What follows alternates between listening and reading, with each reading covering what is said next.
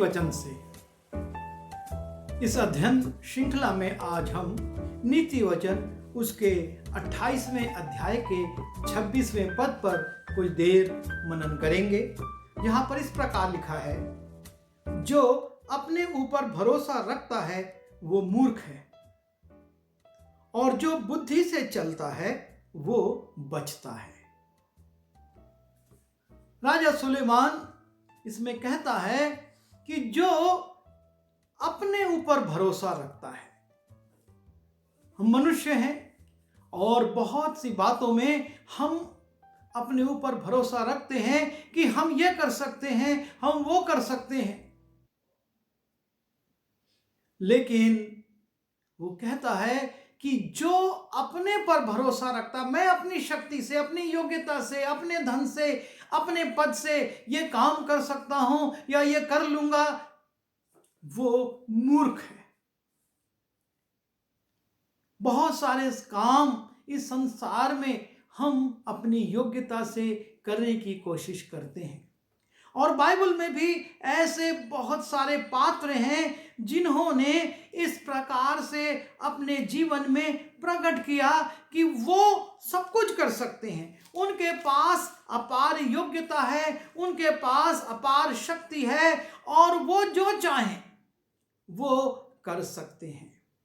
जब हम पहला शामुएल उसके 17वें अध्याय के 4 पद से 9 पद में जाते हैं, वहां पर एक व्यक्ति का उल्लेख है और लिखा है, तब पलिश्तियों की छावनी में से एक वीर गोलियत नाम निकला, जो गत नगर का था, और उसके डील की लंबाई 6 हाथ 1 बित्ता थी। उसके सिर पर पीतल का टोप था, और वह एक पत्थर का झिलम पहने हुए था, जिसका तौल 5000 शेकेल पीतल का था। उसकी टांगों पर पीतल के कवच थे, और उसके कंधों के बीच बरछी बंधी थी। उसके भाले की छड़ जुलाहे के डोंगी के समान थी, और उस भाले का फल 600 शेकेल लोहे का था। और बड़ी ढाल लिए हुए एक जन उसके आगे आगे चलता था। यह वीर इतने सारे सुरक्षा के साधनों को लेकर आया है, और तब वो कहता है, वो खड़ा होकर इस्राएली पाँति को ललकार के बोला, तुमने यहां आकर लड़ाई के लिए क्यों पाँति बांधी है? क्या मैं पलिश्ती नहीं हूं, और तुम शाऊल के अधीन नहीं हो? अपने में से एक पुरुष चुनो कि वो मेरे पास उतर आए। ये पूरी सेना को एक तरफ कर चुका है और कहता है कि तुम अपने में से एक पुरुष चुनो कि वो मेरे पास उतर आए। यदि वो मुझसे लड़कर मुझे मार सके, तब तो हम तुम्हारे अधीन हो जाएंगे, परंतु यदि मैं उस पर प्रबल होकर मारूं तो तुमको हमारे अधीन होकर हमारी सेवा करनी पड़ेगी। फिर वो पलिश्ती बोला, मैं आज के दिन इस्राएली पाँति को ललकारता हूं, किसी पुरुष को मेरे पास भेजो कि हम एक दूसरे से लड़ें। और इस प्रकार से ये गोलियत अपनी ताकत को, अपनी शक्ति को, अपनी वीरता को प्रदर्शित कर रहा है। उसको अपने ऊपर भरोसा है। और तब इसी 17वें अध्याय के 42वें पद में जब वो दाऊद को देखता है, तब लिखा है, जब पलिश्ती ने दृष्टि करके दाऊद को देखा, तब उसे तुच्छ जाना, क्योंकि वो लड़का ही था और उसके मुख पर लाली झलकती थी और वो सुंदर था।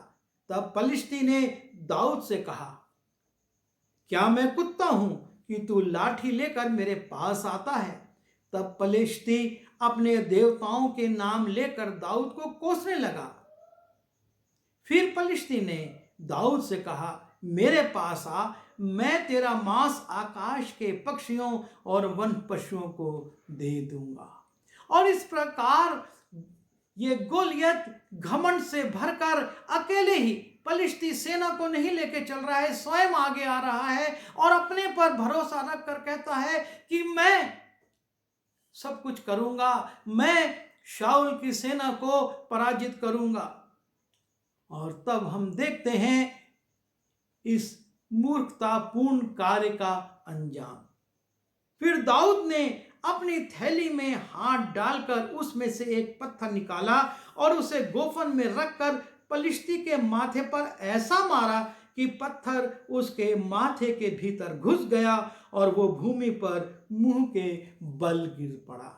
वो पलिश्ती जो कि सुरक्षा के तमाम साधन लेकर एक बहुत बड़े डील का व्यक्ति था, जिसके हाथ और पैर में 6-6 उंगलियां थी और जो कि बहुत लंबा था, जिसके सामने दाऊद बिल्कुल एक बौना सा था, वो अपने पर भरोसा रखता है और उस पर अपने पर भरोसा रखने के कारण वो आता है, ललकारता है और हम देखते हैं उसकी ललकार मूर्खता बन गई।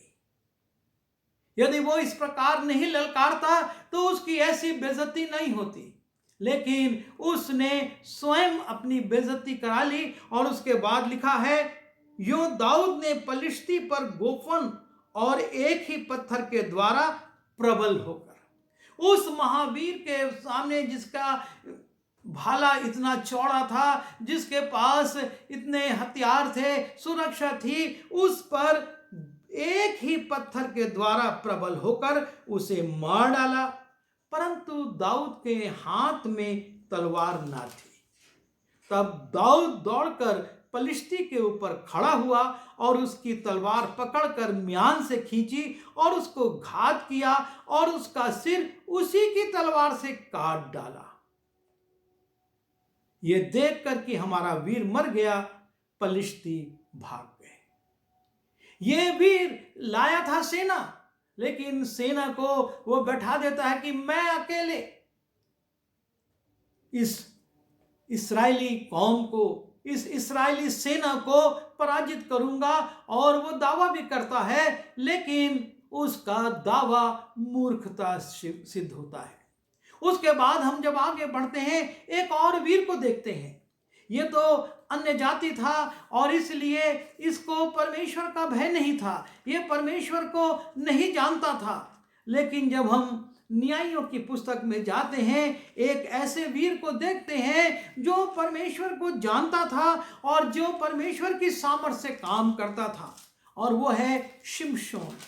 और उसके बारे में लिखा है कि उस पर परमेश्वर की आत्मा प्रबलता से उतरती थी, क्योंकि वो पैदाइशी नाज़ीर था और परमेश्वर ने कुछ आज्ञाएं उसकी मां को दी थी कि ये पालन करना है, और उसकी मां ने उन आज्ञाओं का पालन किया। और लिखा है, जब हम देखते हैं न्यायों की पुस्तक उसके 14वें अध्याय के 6वें पद में, तब यहोवा का आत्मा उस पर बल से उतरा और यद्यपि उसके हाथ में कुछ ना था, तो भी उसने उसको ऐसा फाड़ डाला जैसे कोई बकरी का बच्चा फाड़े। यहां पर हम देखते हैं एक जवान सिंह का उल्लेख है। जब हमने 5वां पद देखते हैं, वहां पर लिखा है, एक जवान सिंह गरजने लगा और तब यहोवा का आत्मा बल से शिमशोन पर उतरा और उसके हाथ में कुछ नहीं था, लेकिन उसने उसको जैसे बकरी के बच्चे को फाड़ दे वैसे फाड़ दिया। इसी 14वें अध्याय के 19वें पद में हम देखते हैं कि किस प्रकार से जब परमेश्वर का आत्मा उतरता है, ये लोगों का वध कर देता है। तब यहोवा का आत्मा उस पर बल से उतरा और उसने अश्कलोन को जाकर वहां के 30 पुरुषों को मार डाला और उनका धन लूटकर 30 जोड़ी कपड़ों को पहले बताने वालों को दे दिया। परमेश्वर का आत्मा शिमशोन पर बल से उतरा और उसने 30 लोगों को मार दिया। हम जब 15वें अध्याय के 14वें पद में जाते हैं, वहां पर फिर से हम देखते हैं, वो लही तक आ गया था कि पलिश्ती उसको देखकर ललकारने लगे। तब यहोवा का आत्मा उस पर बल से उतरा और उसकी बाहों की रस्सियां आग में जले हुए सन के समान हो गईं और उसके हाथों के बंधन मानो गलकर टूट पड़े। इसको नई रस्सियों से बांध कर लाया गया था पलिश्तियों के सामने, लेकिन जैसे ही परमेश्वर का आत्मा उतरा, इसके शरीर से वो रस्सियां जले हुए सूत के समान टूट गई। और उसके आगे लिखा है, तब उसको गधे के जबड़े की एक नई हड्डी मिली और उसने हाथ बढ़ाकर उसे लेकर 1000 पुरुषों को मार डाला।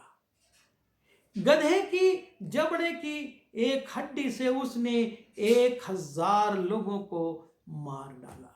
और ऐसे ऐसे शिमशोन ने बहुत से काम किए, क्योंकि परमेश्वर का आत्मा उस पर बल से उतरता था, क्योंकि वो पैदाइशी नजीर था और उसके सिर के जो बाल थे वो कभी काटे नहीं गए थे। और उसकी मां ने इस बात को उसे बताया था कि ये लटें तू नहीं कटवाना, क्योंकि ये परमेश्वर की उपस्थिति का प्रतीक है। लेकिन एक स्त्री दलीला की बातों में आकर, उसके प्रेम में पड़कर शिमशोन अपने बल का भेद बता देता है और उसकी लटें जब काट दी जाती हैं, शिमशोन सोचता है मैं पहले के समान उठूंगा। उसको अपने बल पर, अपनी शक्ति पर भरोसा है, मैं उठूंगा और इन पलिश्तियों को पराजित करूंगा। लेकिन वचन में हम देखते हैं, न्यायों उसके 16वें अध्याय के 20वें पद में, तब उसने कहा, हे शिमशोन, पलिश्ती तेरी घात में है। तब वो चौंक कर सोचने लगा कि मैं पहले की नाई बाहर जाकर झटकूंगा। वो तो ना जानता था कि यहोवा उसके पास से चला गया है। और जब यहोवा उसके पास से चला गया, तब हम देखते हैं उसकी क्या स्थिति हुई। तब पलिश्तियों ने उसे पकड़कर उसकी आंखें फोड़ डाली और उसे अज्जा को ले जाके पीतल की बेड़ियों से जकड़ दिया और वो बंदी गृह में चक्की पीसने लगा। वो बलवान, वो परमेश्वर का चुना हुआ जन, जिस पर की परमेश्वर की आत्मा बल से उतरती थी, वो जब परमेश्वर ने उसको छोड़ दिया और उसने सोचा अब मैं अपने बल से कुछ कर लूंगा, तो वो पलिश्तियों के हाथ में पड़ गया। उसकी आंखें फोड़ी गईं, जेल में डाल दिया गया और चक्की पीसने लगा। क्योंकि जो अपने ऊपर भरोसा रखता है वो मूर्ख है। हम जब यशाया की पुस्तक में जाते हैं और उसके 36वें अध्याय में देखते हैं कि वहां 18वें पद में किस प्रकार से हिजकिय्याह राजा को सन्हेरीब लिखता है। वो कहता है, ऐसा ना हो कि हिजकिय्याह ये कहकर तुमको बहकाए कि यहोवा हमको बचाएगा। क्या और जातियों के देवताओं ने अपने अपने देश को अश्शूर के राजा के हाथ से बचाया है? हमात और अर्पाद के देवता कहाँ रहे? सर्वावेम के देवता कहाँ रहे? क्या उन्होंने शोमरोन को मेरे हाथ से बचाया? देश के सब देवताओं में से ऐसा कौन है जो अपने देश को मेरे हाथ से बचाए? फिर क्या यहोवा यरूशलेम को मेरे हाथ से बचाएगा? और इस प्रकार से सन्हेरीब घमंड करता है, हिजकिय्याह से कहता है तुम आओ और मेरी गुलामी को स्वीकार करो, वरना मैं तुमको भी पराजित करके गुलाम बना लूंगा। और हम देखते हैं इस अपने ऊपर भरोसा रखने वाले, कितने देवताओं का नाम गिनाने वाले कि वो ऐसा नहीं कर सके, वो वैसा नहीं कर सके, तमाम बोलने वाले, और अब यहोवा भी तुमको मेरे हाथ से नहीं बचाएगा, नहीं बचा सकता है, उसका आशय यह था। और तब हम देखते हैं ये व्यक्ति के साथ क्या होता है। जब हम यशाया उसके 37वें अध्याय के 36वें पद में जाते हैं, तब यहोवा के दूत ने निकलकर अश्शूरियों की छावनी में 1,85,000 पुरुषों को मारा। और भोर को जब लोग उठे तो शव ही शव देख पड़े। तब अशूर का राजा सेनारीब चल दिया और लौटकर नीनवे में रहने लगा। वहां वो अपने देवता निम्रोद के मंदिर में दंडवत कर रहा था कि इतने में उसके पुत्र अद्रमेलेक और शेरेसेर ने उसको तलवार से मारा।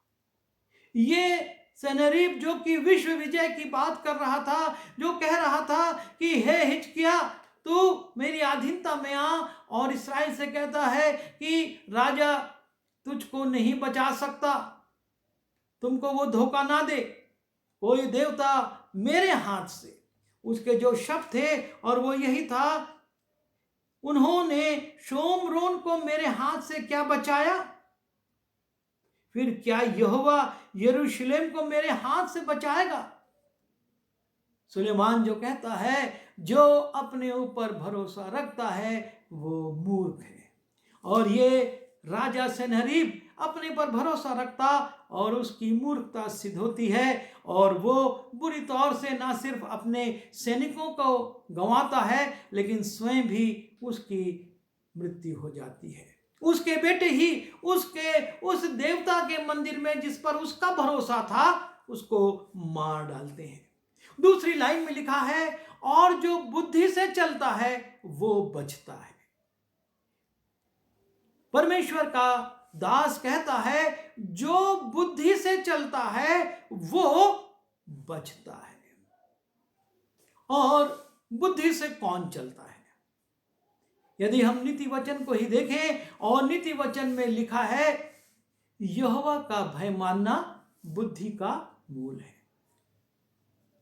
मूर्ख लोग ही बुद्धि और समझ को तुच्छ समझते हैं। यहोवा का भय मानना, और जो बुद्धि से चलता है, अर्थात जिसमें बुद्धि है और बुद्धि उसमें है जिसमें परमेश्वर यहोवा का भय है।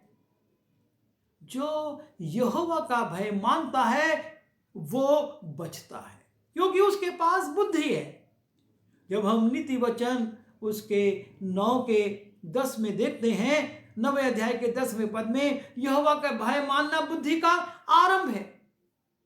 अर्थात बुद्धि की शुरुआत परमेश्वर के भय से होती है। और इसलिए हम इसको इस प्रकार से पढ़ सकते हैं, जो परमेश्वर के भय में चलता है वो बचता है, जो परमेश्वर के भय में नहीं चलता है वो नाश हो जाता है। और यही 3 उदाहरण प्रकट करते हैं, चाहे शिमशोन हो और चाहे गोलियत हो और चाहे सेनारीब हो। परमेश्वर का भय नहीं रहा, उसने अपनी लटें कटवा दी। ये चुनौती देता है परमेश्वर की प्रजा को और सेनारीब हिजकिय्याह को कि देवता नहीं बचा सकते, यहोवा क्या बचाएगा, और नाश हो जाते हैं। लेकिन हम देखते हैं गोलियत को, जब वो दाऊद को तुच्छ समझ रहा है, दाऊद उससे एक बात कहता है, तू तो यह हथियार लेकर आ रहा है लेकिन मैं अपने परमेश्वर का नाम लेकर आ रहा हूं। क्योंकि उसके अंदर परमेश्वर का भय था, यहोवा का भय था, और वो कहता मैं तो अपने परमेश्वर यहोवा का नाम लेकर तेरे सामने आ रहा हूं, और आज मैं तेरी देह को, इन चिड़ियों को और इन परिंदों को खिलाऊंगा। और ऐसा होता है क्योंकि दाऊद के जीवन में परमेश्वर का भय है, और इसलिए वो बच जाता है गोलियत के हाथ से। जबकि पूरी इस्राएल की सेना घबरा रही है, शाऊल स्वयं घबरा रहा है कि क्या करें। और उस परिस्थिति में दाऊद चूंकि परमेश्वर के भय में है, बुद्धि से चलता है, वो बचता है। हिजकिय्याह के विषय में भी हम देखते हैं, हिजकिय्याह के जीवन में परमेश्वर का भय है। और जब सेनारीब उसको ये पत्र लिखता है, इस प्रकार की चुनौती देता है, उस पत्र को लेकर लिखा हुआ है यशायाह उसके 37वें अध्याय के 14वें पद में, इस पत्री को हिजकिय्याह ने दूतों के हाथ से लेकर पढ़ा, तब उसने यहोवा के भवन में जाकर उस पत्री को यहोवा के सामने फैला दिया और यहोवा से ये प्रार्थना की। हिजकिय्याह भी यहोवा के पास जाता है, उसके भय में जाता है और कहता है ये देख सन्हेरीब क्या लिखा है, और उससे प्रार्थना करता है। नीति वचन उसके 28वें अध्याय का 26वां पद आपको और मुझको चुनौती देता है कि हम अपने ऊपर भरोसा रख रहे हैं तो हम मूर्ख ठहरेंगे और हानि उठाएंगे, लेकिन यदि हम यहोवा के भय में चलेंगे, उसकी बुद्धि को से चलेंगे, तो हम बच जाएंगे। अब चुनाव हमारे हाथ में। हम अपनी योग्यताओं पर, अपने पैसों पर, अपने पदों पर, अपनी शक्ति पर, अपने मित्रों पर, अपने आप पर भरोसा रखते हैं या परमेश्वर की बुद्धि से चलते हैं।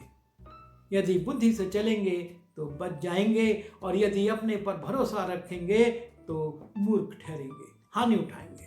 आइए प्रार्थना करें। प्रभु जी, हमारी सहायता कीजिए कि हम अपने ऊपर भरोसा ना रखें, क्योंकि हम तो मिट्टी धूल राख हैं। हमारा अस्तित्व क्या है और हमारी शक्ति क्या है? एक हवा चलती है और जिस प्रकार फूल मुरझा जाते हैं वही हाल हमारा है। हमारी कोई शक्ति नहीं, और इसलिए प्रभु जी हम आपकी बुद्धि में चलना चाहते हैं ताकि हम बचें और उस जीवन को पाएं जो आप देना चाहते हैं। बिनती यीशु मसीह के नाम से मांगता हूँ, आमीन।